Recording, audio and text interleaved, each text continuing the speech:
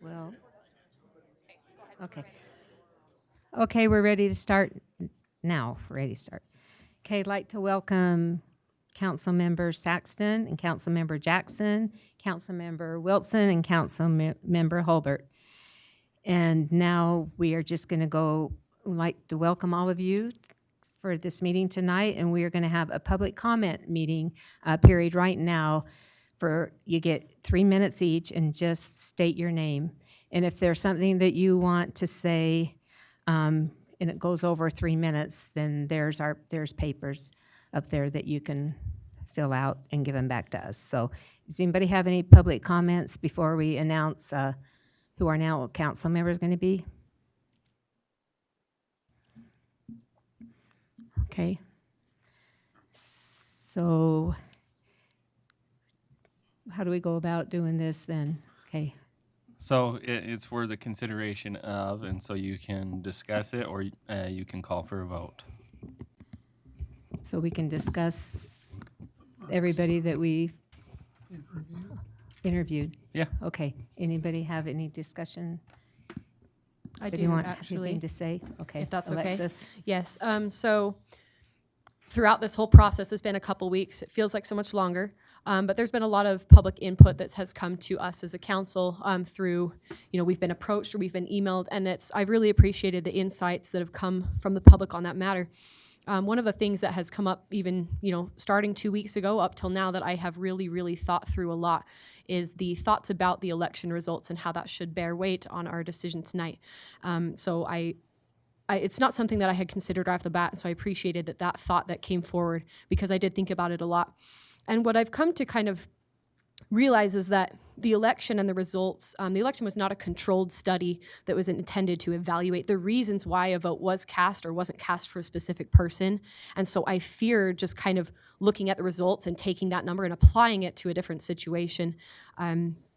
We actually do vote we vote yes or no on judges in the state, and so we'll get our ballots and they'll say, shall justice so-and-so be retained, and the answer is yes and no. And the election is not set up that way in this municipality. And so I just want to kind of bring that forward and just kind of address that's something that I did think through a lot and just was trying to understand what that means and where it comes from. And it makes a lot of sense, I think, on the surface, but just to kind of realize what that data does show, and that what that shows is that somebody got more number of votes than another person. The reasons why are left to, are purely speculative, and so they just aren't reflected in the results of the election. So I would implore the council, I think, that as we talk about this and we try to decide on who would be a fit for this position and to join the council, that we leave it based on merit and qualification as we have observed and as we have researched, and not to consider runners up in the election for any for any of the races that they've chosen to run in, or those who chose not to run, let that not bear weight on our decision, because I don't think that it's as applicable as it seemed on the surface. Okay. Any other comments? I'd like to just kind of jump in with that. We find ourselves in a different position. We aren't the, a large body that is voting. And what we now have ourselves as a responsibility is because really we are a democratic republic. And so a republic has a different set of responsibility when you're the leader. And that's where that research comes in. That's where references, that's where a different set of responsibilities come. So I think that you were able to verbalize that well, but we just need to remember our responsibility is a little bit different in this role that we have because of that position that we are. I just agree with both of you, and well said, and much better than I could say, so we'll just leave it at that. Okay. I want to add a thought as well, that we've now spent some time, interviewing and researching lots of applicants, 9 in fact, and there was something impressive to me about all of them. And so that's a good thing. That's a great thing, because I think that we're going to be able to make not just the best decision that with what we've got, but I think we'll be able to make a good decision based on that. So I really just want to commend the quality of the applicants that we have, and state my confidence that we're going to end up with a good decision tonight. And could I just add to that, just a little bit more of the human side of things, that I was in all of the applicants' place, I don't know how many months it's been, but before the election when Joe Paul resigned. And I'll tell you now that it's unfortunate that we can't choose several of you, because like she said, there's very good quality candidates. And I just thought to myself, they could make a whole new council and that'd be fabulous and all that, And so there's a lot of great candidates, and I know what it feels like to not be chosen. And but now that I'm on the side of choosing, you feel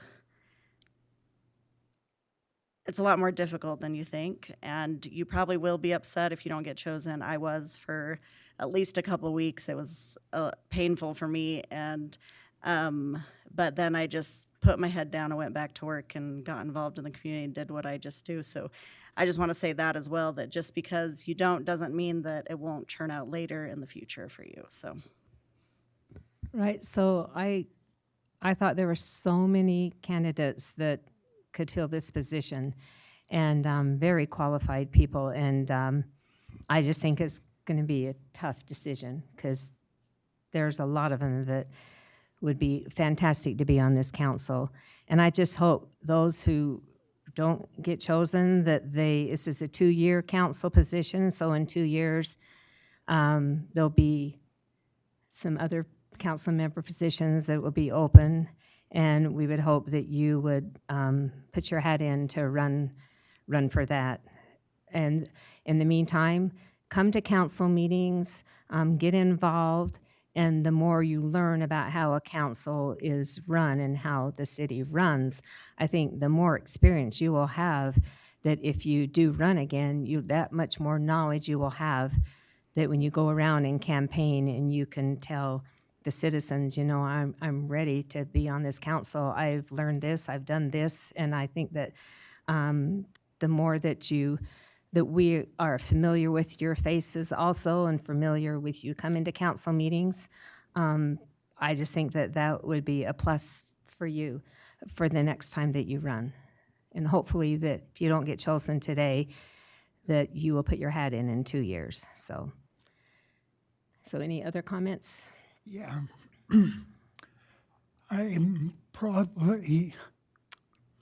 been through this twice before, and I'm a firm believer that the election results that the public put forward should count for something. I know in our previous appointments they did, and so I might be on the other side of some of your thoughts, but I believe the public, they must have got it right. You're sitting here.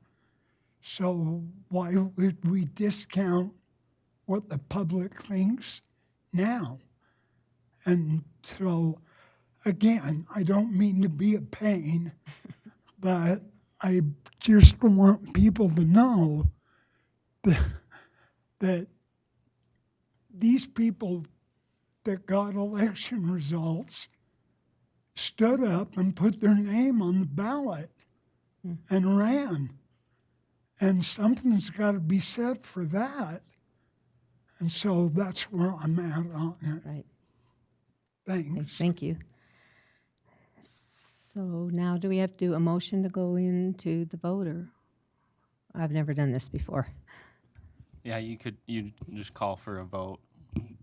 Okay, so I- do you individually call them, Brittany, and ask them who they're voting for? If there's no more discussion. Okay, And just to be clear, is it anticipated that we'll be discussing the candidates and our notes, our thoughts about them, or You can. I just don't know, is that what was expected? I'm fine to do that, I just don't want to. You can, or you can vote. However, you could, yeah. You could Okay. do either. Sure, okay. It depends, So yeah. I guess my idea was that the first time we vote, if we don't agree, then that's just what I was thinking. Yeah, then you would. so talk it's a about it. majority That's just vote, my three votes, and then I'm the tiebreaker, so, right? If there's a tie. If there's a tie. If there's a tie for first, so if it was 2-2, then you would Yeah. be the tiebreaker based on Okay, the way the code reads, but otherwise you wouldn't vote. okay. So does the coin thing not apply anymore? It does. Oh, okay. So explain that, please. So if there's a tie for second place, so say someone gets 2 votes for first place and then there's a tie for second place, then Brittany would get to flip the coin to determine that tiebreaker for second place. Okay. And then you would revote as a council between those 2 that are left. I see how that goes. Oh, okay. Okay, so do Well, I call on everyone? and Can I continue? Sorry, I just figure if I'm going to be voting for someone, maybe I should give reasons why. So before I, so that you can hear. They took my notes. They took them away, said I couldn't have them. There were 3 candidates I was very, very impressed with, their expertise and their knowledge, and I felt lacked a little bit just in experience of where we are locally. And this all is going, again, with the emphasis that, everybody who interviewed would be an excellent choice. So this is a nitpicky thing, but I think that that's what kind of separated those 3 from my next 2, which were the 2 highest, who seem very, very invested, as well as all of them are, knowledgeable about where the city has been and where the city is going, and their intentions on how to be a part of that. And those 2 were Jason Sfar and Randy Scadden, for their involvement and their understanding and expertise of where things have been. And so, to me, what it just comes down to is the mention of the two issues that are actually on later's agenda for tonight, that the 2 of them had expressed, knowledge about and had already been thinking about. In the end, I am going to probably vote for Randy Scadden because of the information that he had, and because of how he has already primed with where he's been in the city and the work that he's put in. He would just kind of carry it on. So those are my thoughts. I figure if I'm going to put out a name and I got to give a name, I feel like I got to give a reason, and that's it. So. Well, I agree that I believe past involvement is a really important part, and it's difficult to come for an interview, but it's, I think, even more difficult to put yourself through some of the, attending meetings all the time, being involved in different committees, being involved in an election. All of these things I do believe add up as well to excellent qualifications. And so I think that it's just in addition to some of the fundamental qualifications, which of course, are it's a little different than if you were applying for a different type of job. You know, the qualifications, I think, come down to fundamental principles. And so that would kind of help me sway one way or the other a little bit when we're talking about excellent candidates. You have to kind of narrow it down. What could possibly sway when several things come across as fairly equal and even? Well, if we're all saying more. I will say that I did take into consideration for my vote also experience. And I do think that, and maybe I'm biased this way, but being on the Planning Commission, I think is a valuable experience. So just know that if that was one thing I took into consideration when voting as well, so. So if there's no discussion, then it would be a roll call vote, Okay. and Brittany would conduct the roll Okay, call. everybody's done saying what they want to say, so. Okay, Brittany, I guess we're ready for a roll call vote.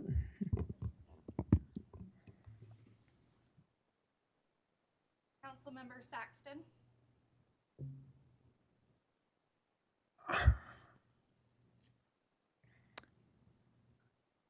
My selection is easy.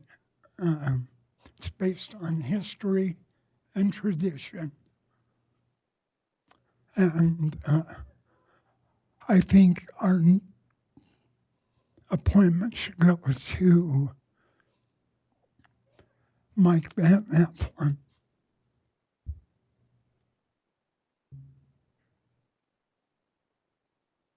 Councilmember Wilson, Jason Svar.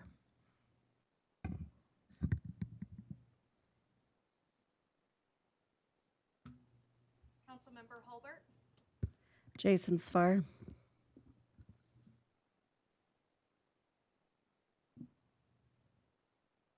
Councilmember Jackson, Randy Scadden for aforementioned reasons. So that means, maybe I'll let you announce that, but that's the tie for second place then between Mike Van Alphen and Randy Scadden. So then Brittany would flip the coin and then you would vote on the top two.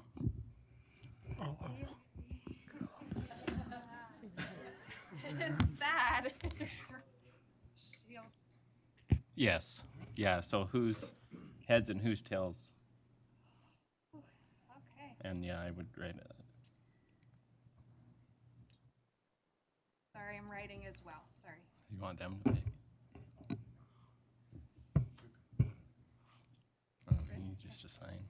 So heads will be Randy Scadden, and tails will be Mike Van Alphen.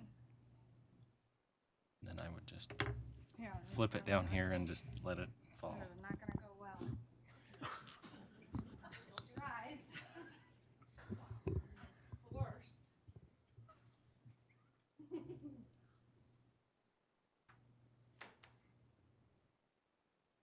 We have tails.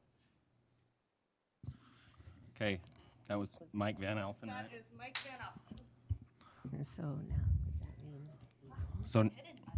So now it would be a revote of the council, which, another roll call vote, between Mike Van Alphen and Jason Spark. Okay. Round two. Councilmember Holbert, Jason Svar.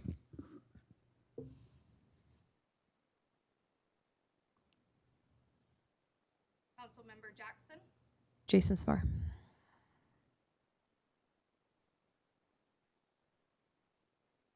Councilmember Saxton, Mike Van Applen.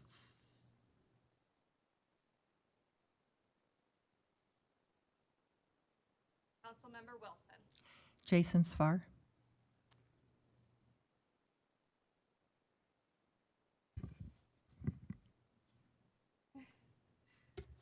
So with 3 votes for Jason Spar and one vote for Mike Van Alphen, Jason Spar will be your newest council member.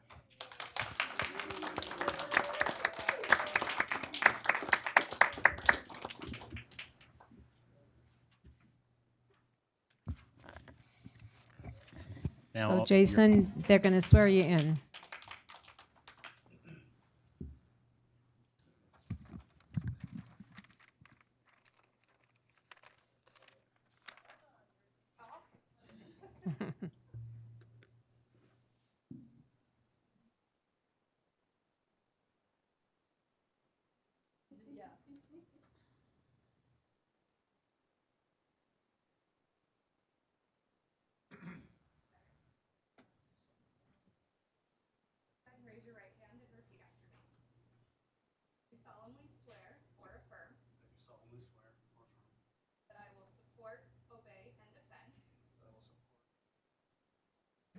Constitution of the United States and the Constitution of the State of Utah, and that I will discharge the duties of my office with fidelity.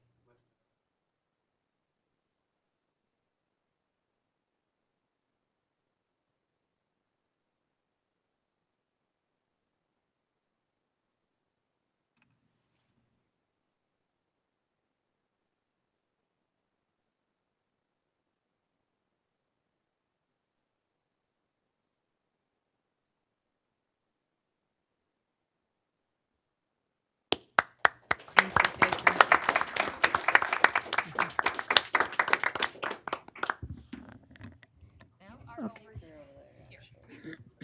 You have to sit by me. It's a great place to be. By you. Good place to be by you. Yeah, the only one that voted against you, you get to sit next to me. Okay, now we make a motion to adjourn. Anybody, I move that we adjourn this special meeting. do I have a second? I'll second. Okay, Jason, your first act. Okay, this meeting is adjourned, and then our regular meeting will, all in favor, say aye. Aye. Aye. And our next meeting will start at 5:30. Go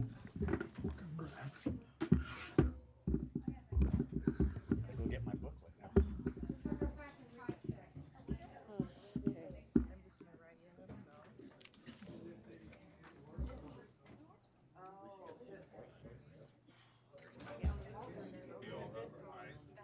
Still has eyes.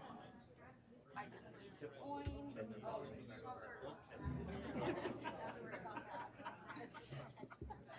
Only took 4.5 years to get there. I'm like, I don't know what to do.